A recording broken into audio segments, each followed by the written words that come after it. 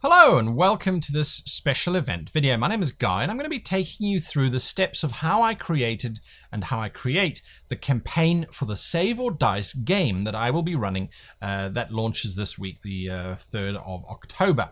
Now that you can find on the Save or Dice channel, which of course is linked below for your vilification. You can go and have a look at that and watch the show, see how my plots and plans unfold, how they develop, how they grow, how they nurture based on what the players are doing. So we're now looking at creating the actual adventure. If you recall, we had our adventure template breakdown where we came up with 7 fundamental adventures that we need to have in order for our story to play out, and that left us with 4 additional adventures to run for the PCs. We actually need 5. We now have 5 players. I didn't realize that before, but that's okay because we're running for 12 episodes, and 5 plus 7 of course gives us 12. So that's exactly right. 1 adventure for each character's backstory, and then 1 adventure for each plot point that we have to achieve. Now, our plot points, if you recall, were very, very simple. Plot number 1 was the God Showdown. Plot number 2 was simply titled The Predator. Plot number 3 was The Horse. Plot number 4 was the main plot, which is finding items. Plot number 5 was wrapping up loose ends. Plot number 6 was crafting of the object at a location before we get to the climax. And then plot number 7 was the actual climax. So that's as far as we've gone. Now we need to break it down. So we're going to use this template, which features in the book that's coming out at the end of October. How to Create Epic Campaigns is written by yours truly. And I'm going to fill this in. Now that's why there's no video of me blocking the way, so that I can really move in and move out. And to be perfectly honest with you, all I'm going to be doing in this video is typing in anyway as we develop and as we go along. So with the template, this isn't a PDF. As you'll see, I'm in Photoshop. I haven't got that far yet. However, I have great news. These templates will be available in worldanvil.com. So you can then type these in as you go along and keep them going. So these templates are designed to be used basically when you are creating your adventure. And these are thought leaves, if you like. If you're going to create your campaign, these are thought leaves. These are just to help you. So here we go. Right. So our objective. What is the objective of the God Showdown? In other words, what must the players walk away with? Now, I'm going to be referring to players throughout this video when I refer to players or player characters. It's just easier to talk about it as players, and ultimately it's the players who are actually getting the information via their player character. So you understand what I mean when I say the players need to get this information, they need to do this, they need to do that.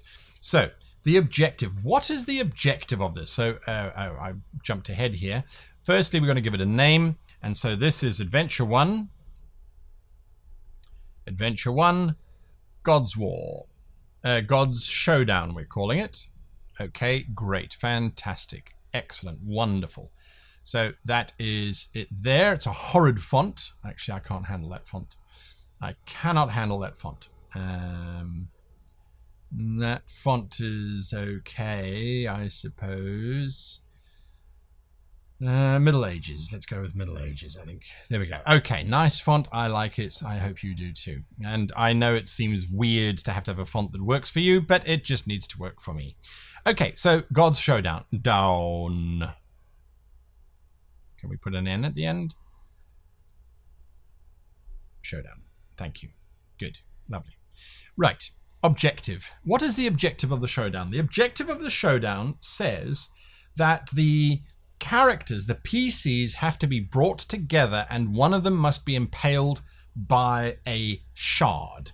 Remember, the god Brax is going to rip his heart out, throw it down to the planet's surface where it splits into 3 pieces. 1 piece goes into a character, 1 piece goes into a horse, and another piece is lost somewhere in the 3 spheres. So that gives us that story. Now, I have spoken to the players, and if you watch the video on setting up World Anvil template, you'll know what I'm talking about. But I have spoken to the players very briefly, and we've decided on our overall tone of the video, the genre, if you like, of the show.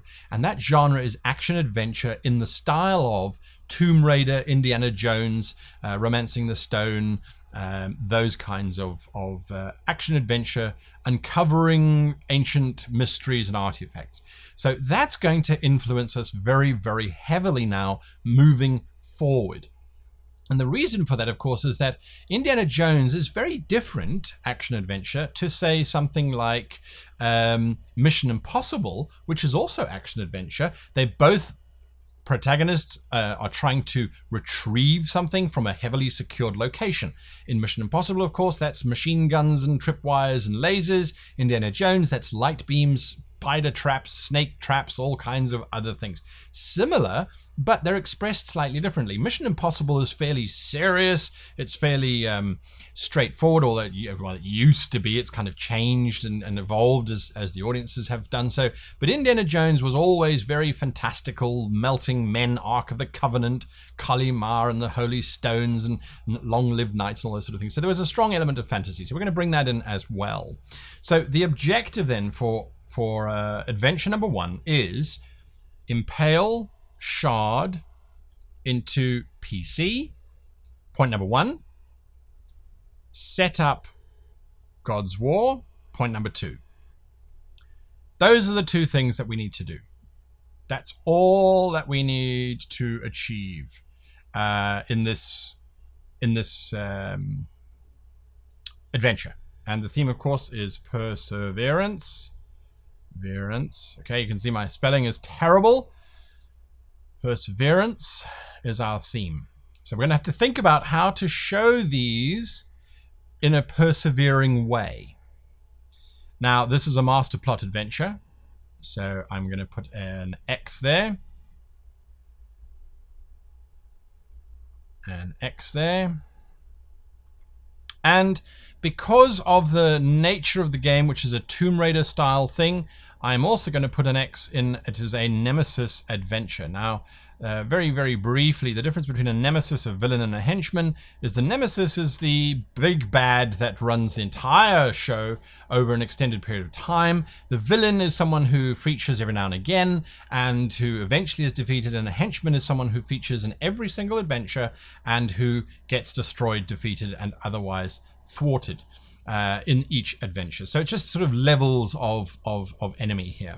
Now, because we know that we don't have a lot of time, because we know that we are stuck with only 2-hour block, that's all we've got, we have to contract stuff down. So we're only going to have one battle. That's the God's battle itself, because I need that to be up there. I need to set up the God's War. And then the impaling of the shard into the PC, that really does not need to have a combat in it, because combat generally takes the longest sort of time in terms of role playing from just a number crunching perspective. But what we're going to be doing is we're going to obviously have some kind of setup to show our theme, and to show our tone. And I think that's the important part there, is showing the tone, this action adventure sort of Indiana Jones style space.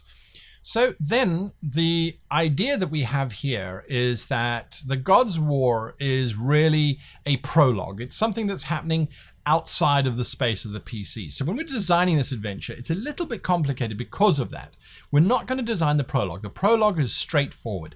The prologue is literally going to be the characters are all little gods, and they've been summoned up to God's Haven, which is where the gods are based. And the big bad god Gashul arrives, challenges Brax to a showdown.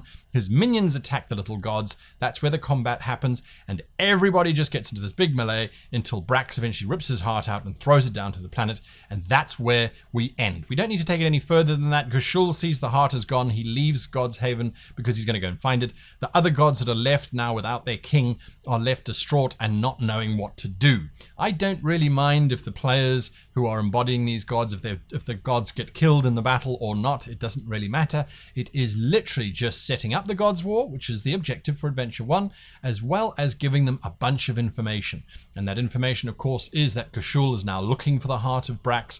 The heart has been split up into 3 pieces, and that they have plummeted to the Earth's surface, to the planet of Kar below, which has obviously been split up into 3 spheres.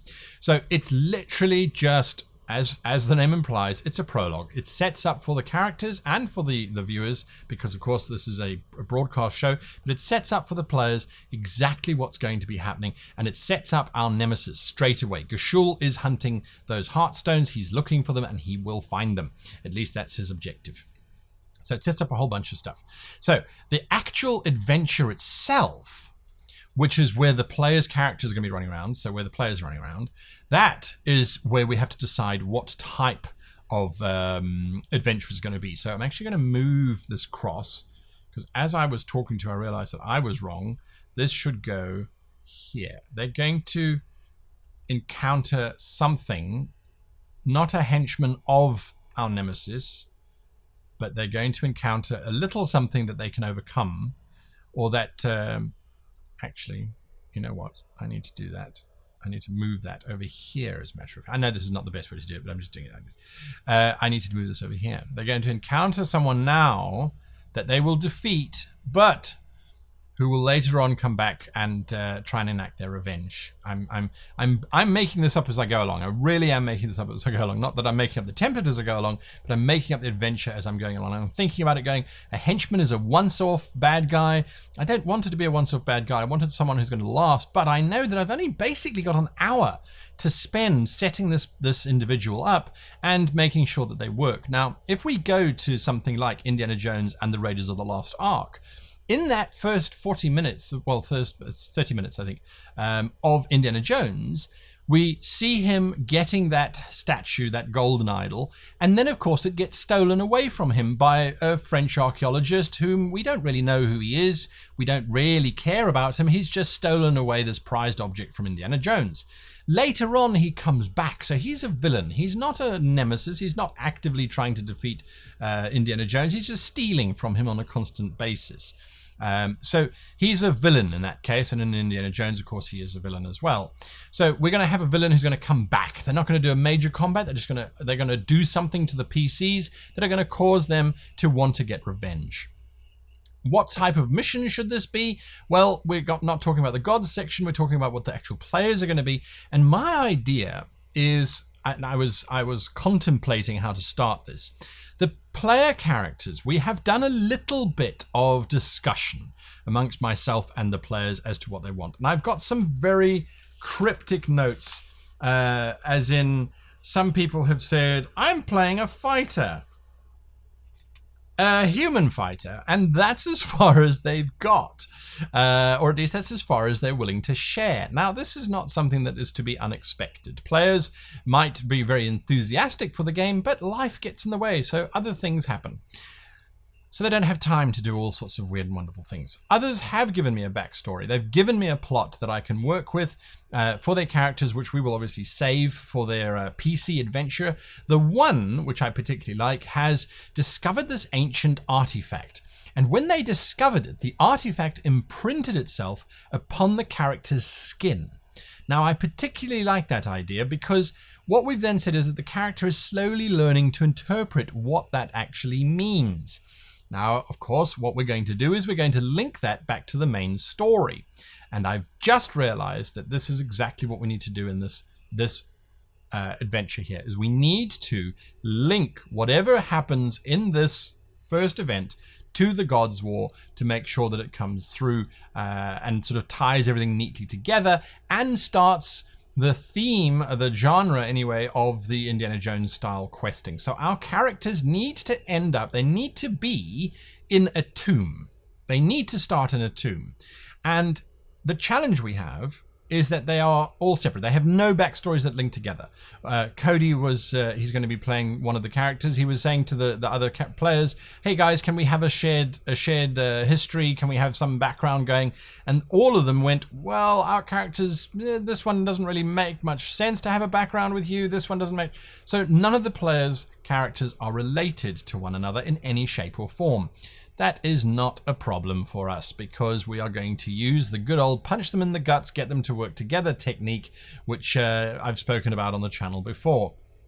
And so that means the type of adventure that we're going to be running must be discovering. It's a discovering type adventure. We are going to discover what is going on in this space. Now, the different types of adventures, I'm not going to go into what each of them means, but basically a discovery type of adventure means that we are going to, well, what do we expect from a discovering type of adventure? What do we expect? We expect to discover a truth or fact. That's what we expect. To find something, right? I mean, that's the whole reason why Chris set off on his little ship across to try and find the West Indies. He was looking for something. He went to go and discover something. So they need to discover a fact or a truth. What could be the fact or what could be the truth? I'm going to do a little bit of foreshadowing now. Now, so because we have our adventure plot outline, we know where we're going. We have as our next adventure the Predator, which are hunters. We have a horse that needs to be involved somehow in this whole thing. We have the main plot, which is to unite the three pieces of the heart. We've got all of those sort of things. So I need to use this discovering to tell my players that's what they need to do. I'm literally outlining the entire campaign for them in an hour, which is going to be interesting. So what that means is it's going to be a 1-to-1 system. If you don't know what those mean, check out the videos 1-to-1 or 1-to-2, because we're going to go with a simple story here. We don't have a lot of time. I'm going to skip a whole bunch of things as well. What must the players learn?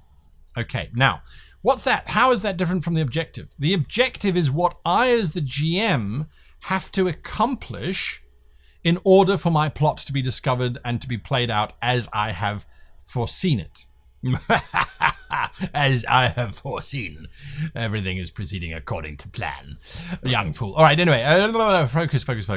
So, what the players must learn is different from what I have to achieve as my outcome. So, what the players must learn is a horse. No. Let's do it this way. A four-legged animal helps restore the heart of a god whilst being attacked by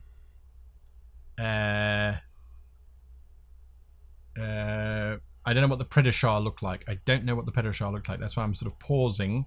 Whilst being attacked by, let's say the Predator looked like, I don't really go with black, floaty, drifty, wraith-like things. I think that's very silly. Gashula's the god of oblivion, so that's absolute darkness, but that's like the shrouds or the auditors from Terry Pratchett, which I don't want to go there. So I'm trying to think of something original. I'm trying to create an entire species, an entire monster class, whilst at the same time divining this adventure. And that happens. That absolutely happens. That's absolutely nothing to worry about.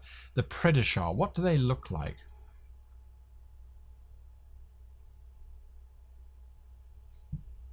Nope, sip of coffee doesn't help spark anything. The Predator originally we said were shark-like. What do we think of when we think of sharks? I don't think sharks look particularly smart to me. They just look terrifying. So what if the Predator looked like normal beings? They look like, let's say, I want to say elves, because of the pointed ears, kind of remind me of fins, right?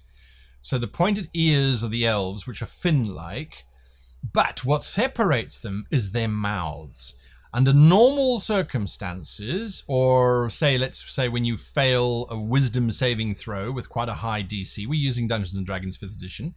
So if you fail a wisdom saving throw, when you see a Predator, you see an elf who might have particularly angular skin, angular features, but that's about it. If you pass your saving throw, you see that their mouth is literally, it goes from ear to ear. And when they open up those jaws, you see these shark-like teeth rows and rows and rows of teeth. So this head sort of almost splits in half as it tries to consume you. I think that could be pretty cool as an option. Okay, so a four-legged animal helps restore the heart of a god whilst being attacked by humanoids with massive mouths. Several figures protect the four-legged animal. Now, why am I calling it a four-legged animal rather than just saying horse? Well, if you've watched the trailer, you'll understand why to begin with. I've decided that it isn't a horse. I've decided that it's a donkey. Why did I go with the donkey? Because, well, again, our theme, not our theme, well, our theme is perseverance, and donkeys persevere a lot more, I think, than horses. Horses give up quite easily. Donkeys just keep going on, keep on going, keep on going. Point number one. Point number two is the genre, being, of course, our action-adventure series, is horses in those usually are very good. They're very fast, especially the heroes riding them. Whereas donkeys tend to not be seen as very dramatic, very sort of adventurous, but they do carry all the treasure, don't they? So yeah. Anyway, so this is what the players must learn. That's not a huge amount of data. You know, I usually try for 3 facts. So we've got here, four-legged animal helps restore the heart. Fact number 1. Fact number 2 is that humanoids with massive mouths are trying to eat it. Fact number 3 is that several figures protect the four-legged animal. And that is a summation of the entire campaign, isn't it? They're going to protect the four-legged animal. The only thing I could add here, if I really wanted to make it more revealing, is that I could say that these giant beings stand watching. But I don't want to do that. I think that's giving away a little bit too much. And we've already done that by showing the gods themselves in that god battle with that initial prologue. So we don't need to do that again, I don't think. I don't think we need to labor the point. They get it because they were there. The players were actually in the gods battle themselves. They participated, they possibly died. So they were there. It's definitely real for them. It should be at the top of their minds when they are going through this campaign. Great. So now we move into our act structure. It's a 1-2-1, but I'm actually going to change it. I'm going to do something that I haven't done for a long time. I'm going to change it to a 1-1-1. That's what I'm going to do. I'm going to drop the middle situation because I only have an hour. I don't have a lot of time to get through this. I could run the adventure over 2 sessions.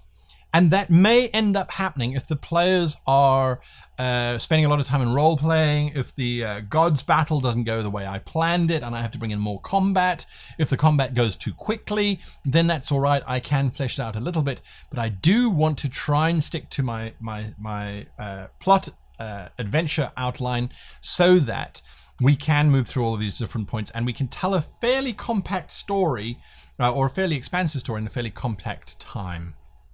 So, intro goal, intro enemy, intro situation. Okay, what is it? Well, again, we go back to our theme, perseverance. The characters need to persevere against something. They need to fight against something difficult. Where are we starting? Well, if you watched last week's video, we're starting in, this week's video, because I think we're going to release them all at the same time. If you watch that video, which is the World Anvil video on how we create the maps in World Anvil and then we link everything together, you will know that we're starting in the area known as Fenedroma, near the city of Fenedroma anyway, because that's a pretty cool city to start with. It's a bunch of centaurs running around, democratically elected type of thing. Lots of fun. So we're going to be doing that. And the idea is, this is my idea on how to get the characters together. So if you remember, I did a video on the 6 ways to start your campaign. And one of those ways is to start them in a sealed room. Now, I'm very aware that when I started this video series, I said, oh, I want them to have a battle because I don't want them to start in a confined room.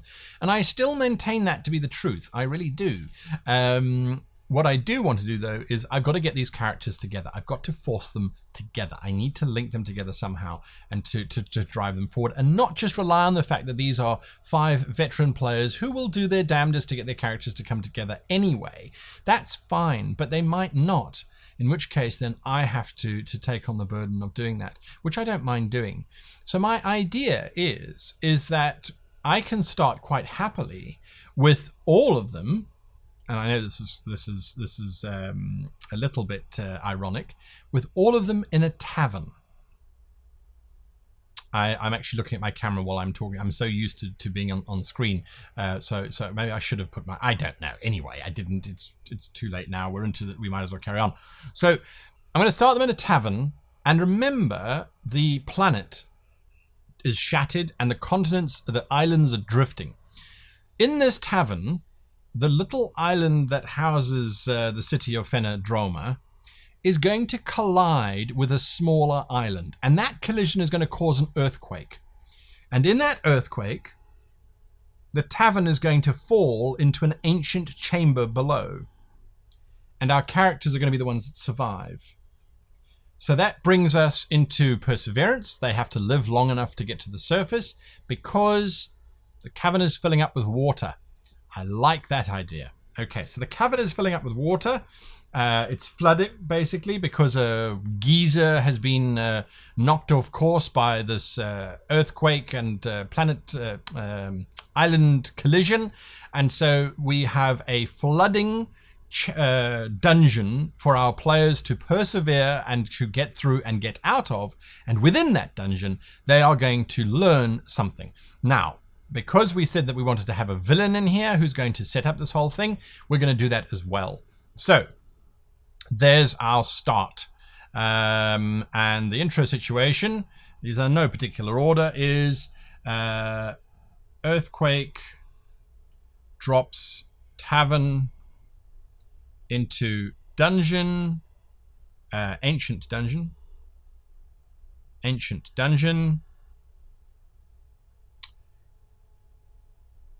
which begins flooding. What's their goal? I think it's pretty obvious. Find a way out of the dungeon. Okay, but we're also going to say learn/plunder the dungeon. Learn history, plunder the dungeon. We need to learn that we need them to discover the four-legged animal that helps restore the heart of a god whilst being attacked by humanoids with massive mouths.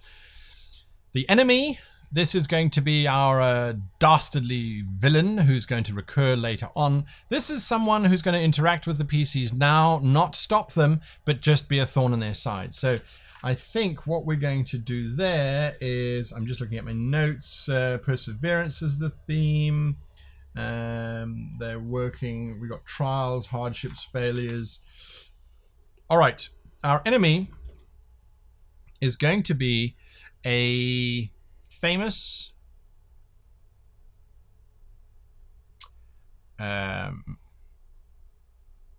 tomb robber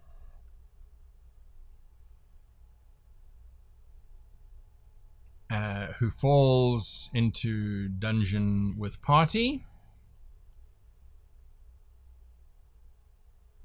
helps guide party until betrayal. Name is, let's say he's a betrayer, so he's going to be known as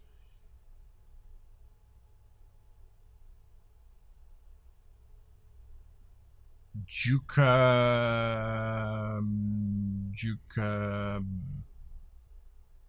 Balor.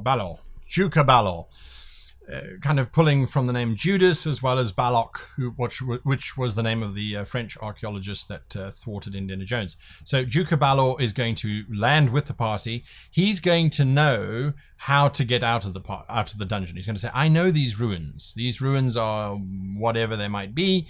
We need to get out of here, and they usually had an exit door. We just need to find it. Okay. Act 2 is set up the journey or the first attempt. We don't need to really do the first attempt. We're just going to say here, first attempt will be a trapped room that contains a mural. See what what must the players learn? Entry. Okay, so there's a trapped room that contains a mural, and that mural is going to show them this four-legged animal that needs to be saved by the party in some way. So that's what we're going to see there.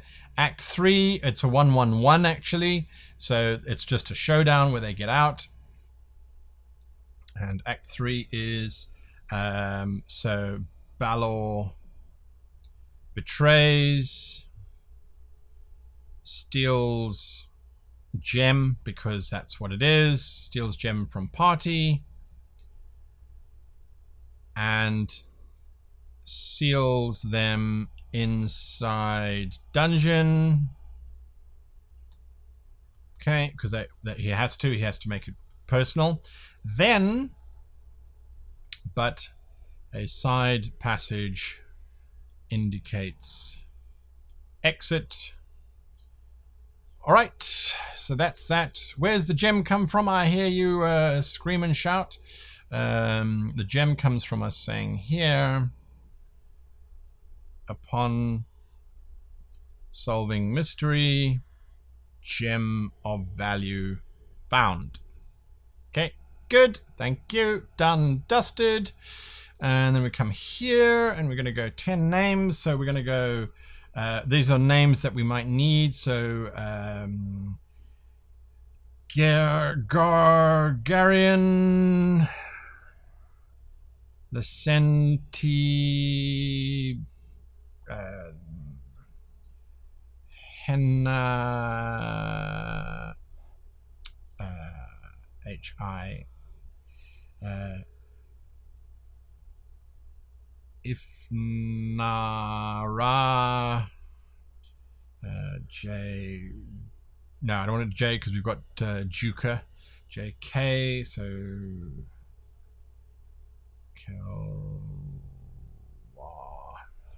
okay, I'm just making lists here.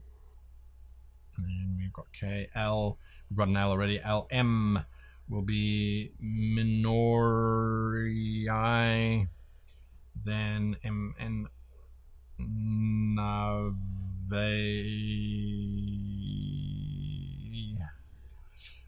NO Orus, P will be Palcar, then P, Q will be Quintus, because we do have a bit of a Greek-Roman theme going on. I'm going to drop that down a little bit. We've got our 10 names. We've got room for more that are going to be added. What did you seed? We don't need to worry about that. And how does the outcome change for your master plot? Again, that's something that will happen later. So that is basically our adventure. Now, what we obviously need to do is we need to go in here and we need to start fleshing this out. And to do that, we're going to come to this template, which is the adventure phase template. This is going to keep us kind of on track. It's going to keep us moving forward. We could do this for every single act. We could break it down if we really wanted to. I don't think we need to, because again, we can just come here. What is the objective? This is the impaled shard into PC. Okay. And impale shard.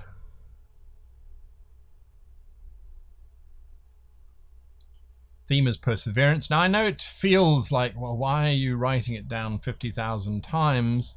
Well, the theme has helped us to think about a whole lot of things, hasn't it? It really has. Kind of kept us on focus, I think. To make sure that we remain true to that. So. And I'll pop that there. I like to keep it around because the way I think, I often sort of reread stuff. I go back, I go, oh, can we do this? Can we do that? Yeah, yes or no, and sometimes yes, sometimes no. Okay, the coolness factor. Now, the coolness factor is what makes this whole earthquake dropping a tavern into the ancient dungeon which begins flooding.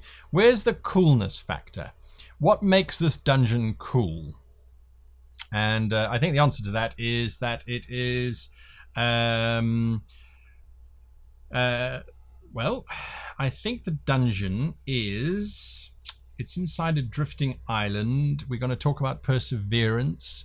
It is carved out of iron. There we go. It's carved out of iron. The amount of perseverance required to do that, I think, would be pretty impressive. Carved out of iron, moving walls, flooding, obviously, and murals. And what else can we have in here? No, I think that's pretty much it. Pretty much it. Okay, NPCs. We know we've got Mr. Balor here, Duke Balor.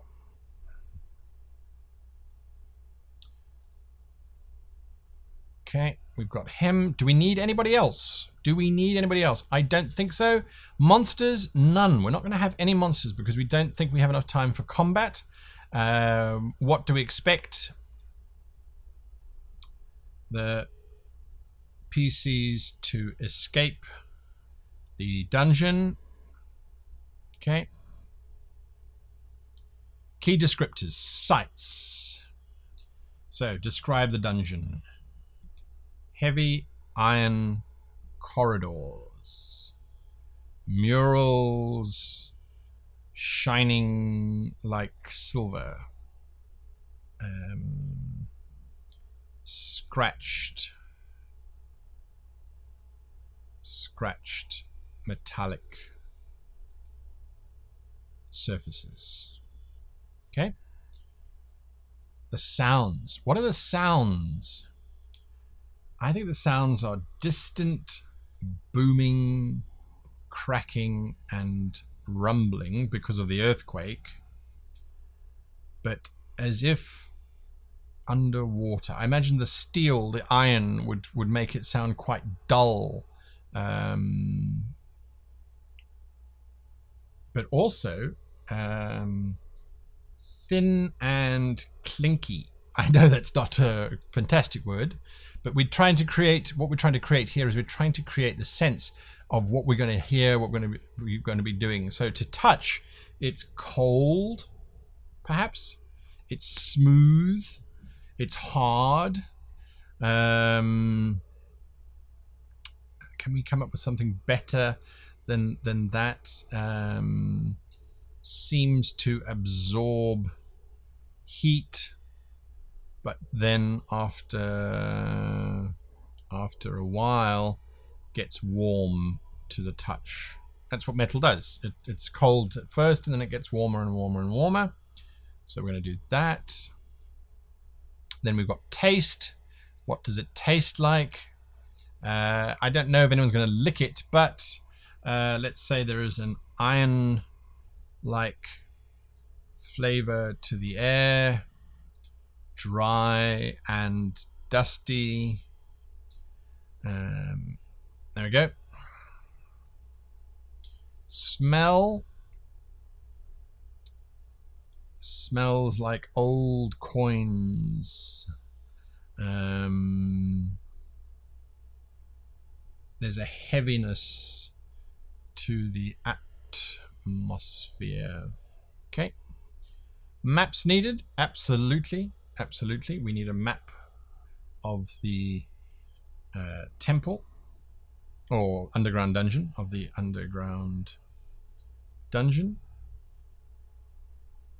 Okay.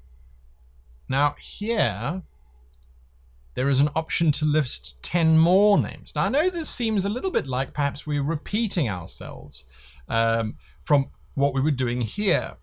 This is a very complicated sheet to run with.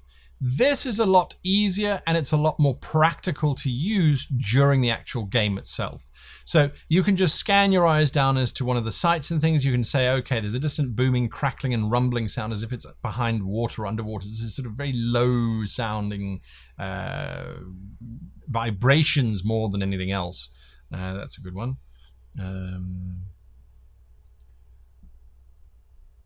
Vibrations. Okay, so there we go.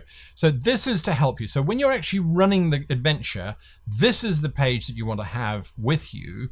And you can, if you need to, refer here. But we now know exactly what needs to happen. We need to have that tomb that they're going to discover in the center of this dungeon. And we might have a trap that's in that central room. And that's it.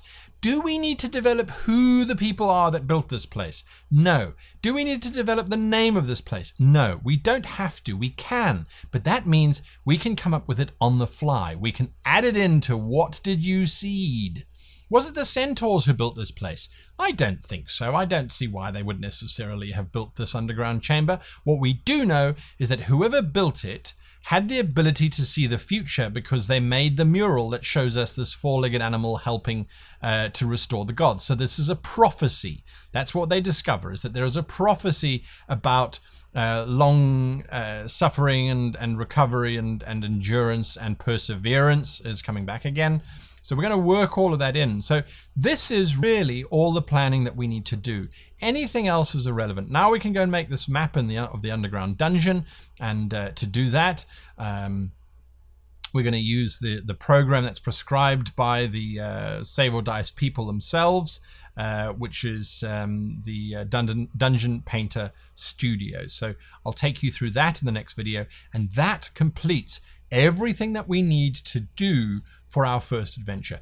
Now, why don't I develop this further? Why don't I take it further? Because this is now in my head. This is now what is sitting in the little gray cells so that when the game starts, I'm watching the clock, I'm watching the players. The gods thing has to happen, and that's basically just a combat. That's very, very simple, very straightforward. The Gushul just has to declare he's taking over the universe and he's going to destroy Brax and then battle. Done. There's nothing to plan for that. There's nothing very complicated about that. Maybe we need a map, maybe we don't. Probably have a map anyway, mainly because of sponsorships, but also it could be useful. It could be visually quite nice for the players.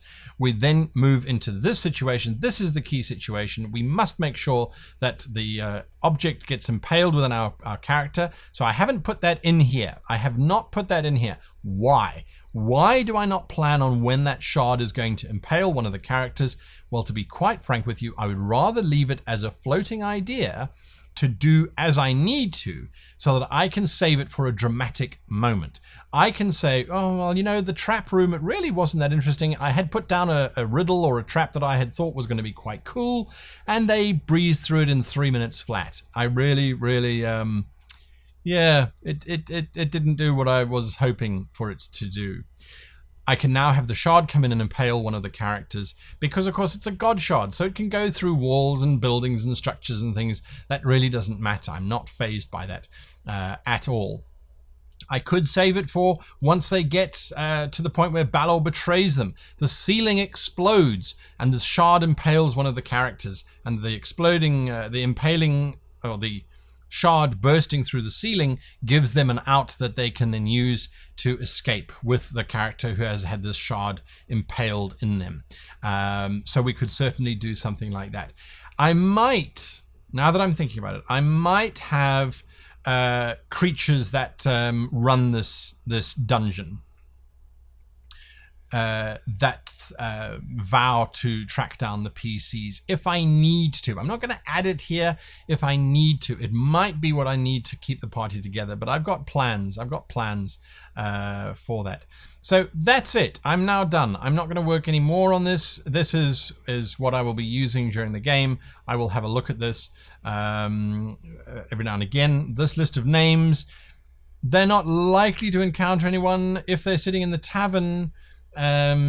Just watch and see how quickly I launch that tavern adventure. They won't have time to even ask the barman for a drink if I have anything to do with it.